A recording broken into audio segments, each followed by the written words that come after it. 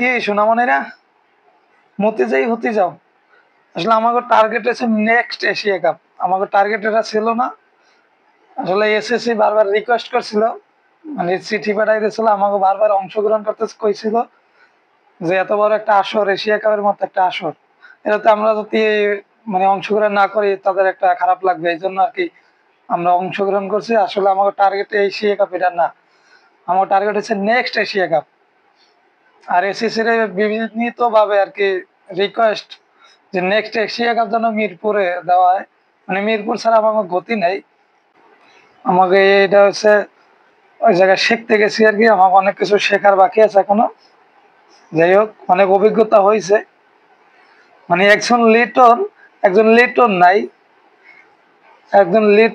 এখন এই জন্য আর কি মানে স্কোয়াডটারে ভাঙ্গে চুরিয়ে ঘুরাইয়া ওপেনিং ভাঙ্গে, মিডল অর্ডার নাই, বোলিং ঘুরাইয়ে ফিরাইয়া আমার, যাই হোক অনেক করছে। মানে একজন লিটন না থাকলে যে কি হবে এটাই খুঁজতে পায় না, মানে কার বদলে কোন জায়গায় কারে নামাইবে। মানে জাকির আর নুরুল হাসান সোহান দুইজনের এক লাগেই লইছে, দুইজন তো এক লাগে চান্স পাওয়ার মতো না, অন্তত দুইজন তো একজন রাখা উচিত। তানজিদ তামিমেরা বাদ দেস, তানজিদ তামিমের বাদ দিয়ে ভাই তা একজনের যে ওপেনিং দিয়ে একজনের সরাইবে, ওপেনিং তো একজনের ব্যাকআপ একজন লাগবে, মানে ব্যাকআপ প্লেয়ার ডাকে না। তানজিদ তামিমের সরাইছে, নুরুল হাসান সোহান ঢুকেছে। তানজিদ তামিম কোন পজিশনে ব্যাট করে আর নুরুল হাসান সোহান কোন পজিশনে ব্যাট করে।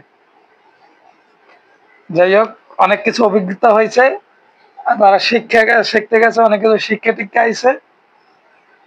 নেক্সট টার্গেট আমার হচ্ছে নেক্সট এশিয়া কাপ। আসলে এই এশিয়া কাপ আমার টার্গেটে আসালো না।